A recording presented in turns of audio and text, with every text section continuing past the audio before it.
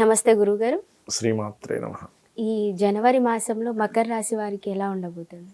మకరం వారి కన్నా చూసుకుంటే అమ్మ రాస్యాధిపతి రెండవ స్థానంలో ఉన్నాడు. కాకపోతే శుభగ్రహ వీక్షణలో ఉన్నాడు ఆ రాస్యాధిపతి. కాబట్టి గతంతో పోల్చుకుంటే సక్సెస్ రేట్ అనేటువంటిది ఖచ్చితంగా పెరుగుతుంది ఇప్పుడు. అది ఫైనాన్షియల్గా కావచ్చు, వ్యక్తిగతంగా కావచ్చు, పెరుగుతుంది. అందులో ఎటువంటి సందేహం లేదు. కాకపోతే పన్నెండులో కాస్త రెండు పాపగ్రహాలు ఉన్నందుకు గవర్నమెంట్ రిలేటెడ్గా గవర్నమెంట్ గురించి సంథింగ్ కొన్ని గవర్నమెంట్ సంబంధం మూలంగా కొన్ని ఖర్చులు అవుతాయి ఈ సమయంలో, జనవరి మాసంలో. దీంతోపాటు పరాక్రమము, పౌరుషము ఇటువంటివి కాస్త ఎక్కువగా చూపించవలసిన పరిస్థితి ఉంటుంది మకరం వారికి కనుక చూసుకున్నట్లయితే. అలాగే కొంత గృహము, వాహనము లేకపోతే ఇంకేదైనా కొత్తగా కొనుగోలు చేయడం అనేటువంటిది సూచిస్తుంది. అదేవిధంగా కొంత కొత్త ఫ్రెండ్స్ ఏర్పడడం అనేటువంటిది జరుగుతుంది మకరం వారికి చూసుకున్నట్లయితే. అదేవిధంగా చూసుకున్నట్లయితే కాస్త గతంతో పోల్చుకున్నట్లయితే లైఫ్ మాత్రం ఖచ్చితంగా లాభసాటిగా ఉంటుంది. కొన్ని పుణ్యక్షేత్ర దర్శనాలు చేస్తారు, కొత్త పార్ట్నర్స్ కలుస్తారు చెప్పాలంటే. అదేవిధంగా ఈ 11వ స్థానంలో ఉన్న గ్రహాలని, భాగ్యంలో ఉండే గ్రహాలని, కుటుంబ సంబంధించిన ప్లేస్లో ఉన్నటువంటి గ్రహాన్ని కనుక చూసుకున్నట్లయితే కొంచెం ఫైనాన్షియల్ స్ట్రెస్ అనేది ఉంటుంది. బట్ ఇది శాశ్వతం కాదు. ఎందుకంటే రెండులో శని ఉన్నంత మాత్రాన ఖచ్చితంగా ఫైనాన్షియల్ స్ట్రెస్ కంటిన్యూ అవ్వాలని రూల్ లేదు. బికాజ్ ఆఫ్ అది వీక్షిస్తున్న గ్రహాలు శుభగ్రహాలు మూడో దృష్టితో గురువుని చూస్తున్నాడు, దశమ దృష్టితో శుక్రబుధులను చూస్తున్నాడు. కాబట్టి స్ట్రెస్ ఈ మంత్ తగ్గుతుందని చెప్పాలంటే గతంతో పోల్చుకుంటే. ఎందుకంటే గత నెలలో ఈ రెండు గ్రహాలు ఇక్కడ ఉండేవి, ఇది ఇక్కడ ఉండేది. సో కుజరవి యొక్క ఎనర్జీ తీసుకున్నాడు శని. కానీ ఇప్పుడు ఏంటంటే శుక్రబుధులు గురువు యొక్క ఎనర్జీతో సెకండ్ హౌస్ని బాగుపరుస్తున్నాడు. సో ఏంటంటే ఫండ్ రైజింగ్, ఫైనాన్షియల్గా మంచి గ్రోత్ అనేటువంటిది ఖచ్చితంగా ఉంటుంది. వివాహ సంబంధాల కోసం వెతుక్కునేటువంటి వారికి కూడా మంచి సమయం ఇది. జీవిత భాగస్వామి యొక్క ఆల్రెడీ వివాహం అయి ఉంటుంది, జీవిత భాగస్వామి ఫైనాన్స్ ఇప్పుడు పెరుగుతుందని అడుగుతూ ఉంటారు. ఈ మకరం వారికి జీవిత భాగస్వామి యొక్క ఫైనాన్షియల్ గ్రోత్ అనేటువంటిది పెరుగుతుంది, అందులో ఎటువంటి సందేహం లేదు. ఇక వీరు చేయవలసిన దేవతారాధన విష్ణు లలితా సహస్రనామాలు రెగ్యులర్గా చేస్తూ ఉంటే బాగుంటుంది. కాకపోతే ఇక్కడ ఏంటంటే కొంచెం 9లో కేతు ఉన్నందుకు తండ్రితో తెలియని ఎడబాటు, బ్యాంక్ ట్రాన్సాక్షన్స్ విషయంలో కొంత జాగ్రత్త వహిస్తూ ఉండాలి. వీలైనంత మటుకు ఈ కేతువు ఇక్కడ నుంచి జరిగే లోపల సంవత్సరంన్నర పాటు ఉంటాడు. కనీసం 3 నెలలకి 6 నెలలకు ఒక్కసారి అయినా సరే ఏదైనా క్షేత్ర దర్శనం చేసుకుంటే మంచిది. అయితే గురువుగారు, మీరు ఇప్పటిదాకా గోచారం ఫలితాలు చెప్పారు కదా, సో ఇవే చూసుకోవాలా, ఇంకా వేరే ఏవైనా కూడా చూసుకోవచ్చా?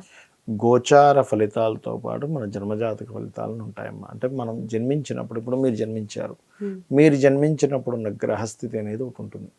ఇది ఎట్లా తెలుసుకోవాలి అంటే మీరు జన్మించినప్పుడున్న సమయం తీసుకోవాలి. దీని ద్వారా లగ్నం తెలుస్తుంది. లగ్నం ద్వారా ఏంటంటే మనిషి ఏమిటి, అసలు ఆ వ్యక్తి ఏమిటనే విషయం తెలుస్తుంది.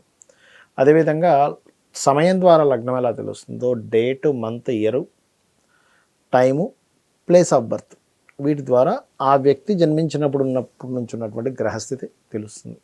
వీటి ద్వారా ఏమిటి లాభము అంటే, ఇప్పుడు మీరున్నారు, మీకు ధనం ఏ రూపంలో వస్తుందో తెలియాలంటే మీ ధనాధిపతిని పట్టుకోవాలి.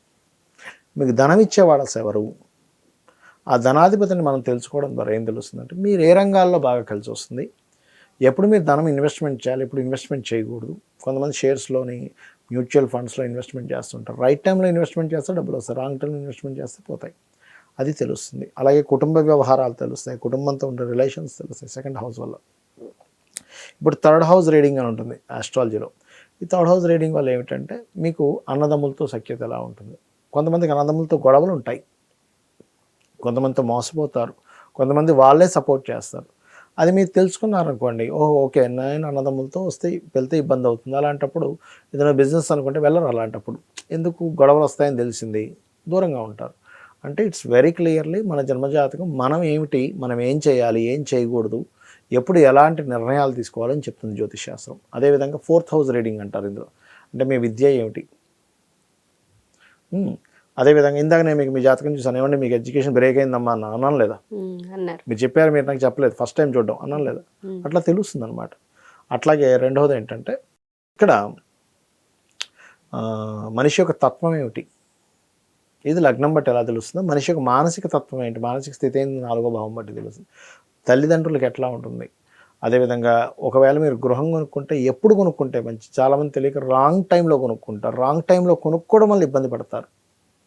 రైట్ టైంలో కొనుక్కోవాలి, రైట్ డైరెక్షన్లో. అన్ని డైరెక్షన్స్ మంచివే, ఒక్కొక్క పేరుని బట్టి ఒక్కో డైరెక్షన్ మంచిది. వాస్తంతా మంచిదే కానీ ఎవరికి ఏది పనికి వస్తుందని తెలుసుకోవాలి. ఎలా అంటే సింపుల్ ఎగ్జాంపుల్, బ్లడ్ గ్రూప్స్ ఉంటాయి. రక్తం అంతా ఎర్రగానే ఉంది కానీ ఏ రక్తం పడితే ఆ రక్తం ఎక్కించుకుంటామా? ఎక్కించుకోము. ఎందుకు? అది రివర్స్ అవుతుంది మనిషికి. బికాజ్ ఆఫ్ సేమ్ గ్రూప్ ఎట్లా పెట్టుకుంటామో మీకు కలిసి వచ్చేటువంటి దిశలో మీరు ఉండాలి. అదేవిధంగా వివాహ సమయం కూడా చాలామంది తెలియక వివాహం అవ్వట్లేదని, ఎన్ని సంబంధాలు చూసినా కుదరట్లేదని బాధపడుతూ ఉంటారు. ఇక్కడ బాధపడడం కాదు, ఎప్పుడు ఆ సమయం ఉందో తెలుసుకోవాలి. ఇప్పుడు నేను ఉన్నాను, అర్ధరాత్రి 1 గంటకి, 2 గంటలకి, 3 గంటలకి మాటిమాటికి డోర్ తెరిచేసి అయ్యో సూర్యుడు రాలేదంటే బాధపడితే ఎలా ఉంటుందమ్మా చూసేవాడికి? 6:30కి సూర్యోదయం, నువ్వు 1 గంటప్పుడు లేచి బాధపడతావు ఎందుకు?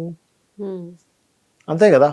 సో టైము, ఎప్పుడు వివాహ సమయం ఉంది అప్పుడు చేసుకుంటే వాళ్ళ లైఫ్ బాగుంటుంది. ఎప్పుడు లేదో మనం ఆ టైంలో, లేని టైంలో మనం వెతుకుతూ ఉంటాం.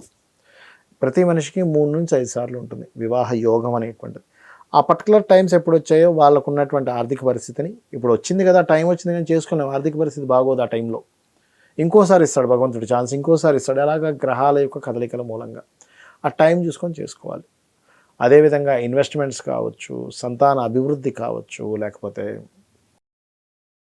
దాని ఏమంటారు జాబ్ కావచ్చు, బిజినెస్ కావచ్చు, ఇవన్నీ కూడా మన జన్మజాతకంలో ఉంటాయి. ఇక్కడ మీకు సందేహం కలుగుతుంది, మరి ఇవన్నీ మన జన్మజాతకంలో ఉంటే ఇప్పుడు కూర్చోబెట్టి ఈ రాశి ఫలితాలు ఎందుకు చెప్పారు అని. ఇది ఎలా అంటే అమ్మా, ఇప్పుడు మీరు ఉన్నారు, స్టూడియోకి వస్తున్నారు, అక్కడి నుంచి ఇక్కడికి రావాలి, ఒక అరగంట పడుతుందా మీ ఇంటి నుంచి ఇక్కడ రావడానికి? పడుతుంది. అదే బాగా ట్రాఫిక్ జామ్ ఉంది, ఎంత టైం పడుతుందమ్మా? గంట పట్టచ్చు. బాగా వర్షం పడుతుంది, ఎక్కువ టైం పట్టచ్చు కూడా. ఒకసారి వస్తున్న వెహికల్ ఆగిపోయింది, ఇంకెక్కువ టైం పట్టచ్చు. అంటే ఏమిటి? మీ చేతుల్లో లేకుండా ఇంకోటి బయట ఉండే పరిస్థితి కూడా మిమ్మల్ని ఆపుతూ ఉంటుంది. మీరు ఆరోగ్యంగానే ఉన్నారు, నడవగలరు, మాట్లాడగలరు, అంత ఆరోగ్యంగా ఉంది, ఏ ప్రాబ్లం లేదు, నేను కూర్చో యాంకరింగ్ చేయడానికి నేను రెడీగానే ఉన్నాను. కానీ వచ్చే తోవ హాఫ్ అన్ అవర్లో రావాల్సింది 1 అవర్, 1.5 అవర్, ఒక్కోసారి 45 మినిట్స్ ఎందుకు పడుతుంది? బికాజ్ ఆఫ్ మధ్యలో ఉండేటువంటి పరిస్థితి. ఈ పరిస్థితిని ఇలా ఉంది కాబట్టి, బయట బాగా వర్షం పడుతుంది కాబట్టి, లేకపోతే బయట ఎక్కువ ట్రాఫిక్ ఉంటుందేమో కాబట్టి నేను ఒక అరగంట ముందు బయలుదేరుతానని మీరు డిసైడ్ అయితే టైంకి రాగలుగుతారు, అదర్వైజ్ రాలేరు. ఈ పరిస్థితే గోచారం. ప్రజెంట్ ఈ మంత్ సిచ్యువేషన్ ఏమిటి, దీనికి నేను ఎలా ఉండాలి, ఎలా స్పందించాలి, ఎలా సిచ్యువేషన్స్ని ఎట్లాగా హ్యాండిల్ చేయాలి, ఎట్లా ప్లాన్ చేసుకోవాలి, ప్లానింగ్ని మీకు స్పష్టంగా చెప్పేది ఈ గోచారం. అందుకని గోచార ఫలితాలు చెప్పుకుంటూ మన జన్మజాతక ఫలితాలను చూసుకోవాలి. చాలామందికి జాతకము తెలియదు, గోచారం చూసుకోవడం అర్థం కాదు, వాళ్ళ డేట్ ఆఫ్ బర్త్లు తెలియవు. అప్పుడేం చేయాలి అంటే, నిత్యము ఉదయం సాయంత్రం చక్కగా లలిత కానీ విష్ణు సహస్రనామాలు కానీ చదువుకుంటూ, గోశాలకు వెళ్ళే అలవాటు ఉంటే గోశాలకు వెళ్ళి గోవులకి ఏదైనా తినిపిస్తూ, భగవంతుడిని శరణాగతి అంటారు దాన్ని. అంటే నాకు ఇవి ఏమీ తెలియవు, నీ పాదాలు నేను పట్టుకున్నాను తల్లి, నన్ను నువ్వు నడిపించు, నా పని నేను చేసుకుంటూ ఉంటా, అన్నిట్లో నేను చూసుకుంటాను, వెళ్తూ ఉంటే అమ్మవారే రక్షిస్తుందని మనకి దేవీ భాగవతంలో ఉంది. అంటే ఒక వ్యక్తి తన పూర్వజన్మ కర్మల చేత నుదుటి మీద ఒక రాత రాసుకొని వస్తాడు భూమి మీదకి. కానీ ఎప్పుడైతే అమ్మవారి భక్తులు అవుతామో, బ్రహ్మని పిలిచి వాడి నుదుట రాతని తిరిగి రాయమని చెప్తుందట అమ్మవారు. అంటే అమ్మవారి ఆరాధన అంత గొప్పది. కాబట్టి ఫైనల్గా మనం ఏం చేసినా అమ్మవారి ఆరాధన చేసుకుంటూ మన పని మన ప్రయత్నం చేసుకుంటూ వెళ్ళిపోతుండాలి, ఆగిపోకూడదు ఎక్కడా కూడా. గమ్యం ఎప్పుడు చేరుతామంటే నడుస్తూ ఉంటేనే చేరుతాం, ఆగిపోతే చేరం అనేది అర్థం చేసుకోవాలి. ధన్యవాదాలు గురుగారు. శ్రీమాత్రే నమః.